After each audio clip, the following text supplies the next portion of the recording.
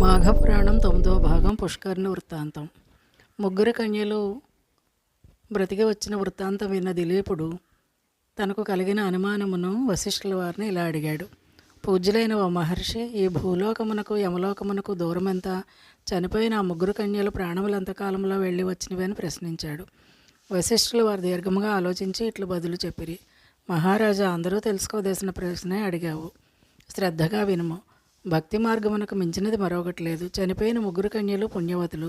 వారు ఒకసారి మాఘమాసంలో స్నానమాచరించి ఉన్నందున వారికి కలిగిన పుణ్యఫలము వల్లనే మరలా బ్రతకగలిగారు.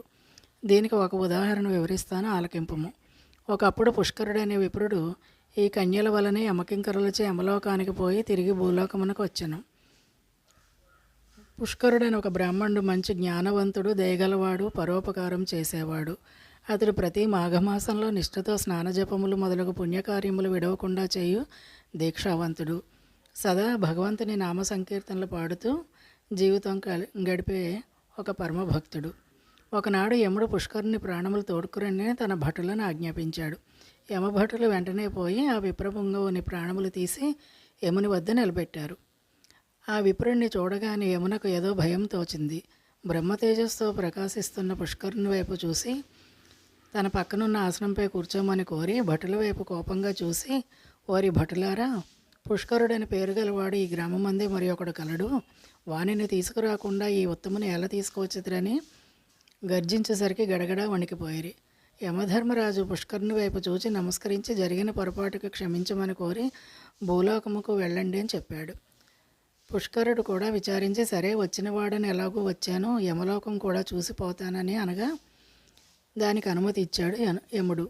పుష్కరుడు ఒక్కొక్క దిశకు పోయి నరులు పడుతున్న నరక బాధలు చూసి వారు చేసుకున్న పనులను బట్టి అనేక విధముల శిక్షలు అనుభవించుట కనులారా గాంచాడు. అతనికి అమితమైన భయం కలిగి వెంటనే హరినామస్మరణ చేయసాగాడు.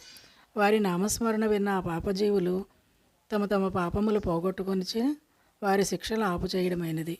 యమలోకమంతా ఇలా తిరిగి చూసిన తర్వాత పుష్కరుడు తిరిగి భూలోకమునకు వచ్చాడు. పాపులు అనుభవించిన నరక బాధలు చూచి వచ్చినందున పుష్కరుడు మరింత జ్ఞానంతో దేవుణ్ణి స్మరిస్తూ ఉండేవాడు. ఈ ప్రకారంగానే కొంతమంది పుణ్యాత్ములు యమలోకం వెళ్ళి తిరిగి వచ్చిన వాళ్ళు ఉన్నారు. శ్రీరామచంద్రుడు పరిపాలించే సమయమున ఒక విప్రకుమారుడు చనిపోయాడు. అప్పుడు రామచంద్రుడు యముణ్ణి ప్రార్థించగా యముడు ఆ బ్రాహ్మణ బాలుని బ్రతికించాడు. అలాగే శ్రీకృష్ణుడు తన గురువుగారి కుమారుడు చనిపోగా తన మహిమ వలన బ్రతికించాడంటూ రేపటి భాగంలో మరికొన్ని విశేషములు చెప్పసాగాడు.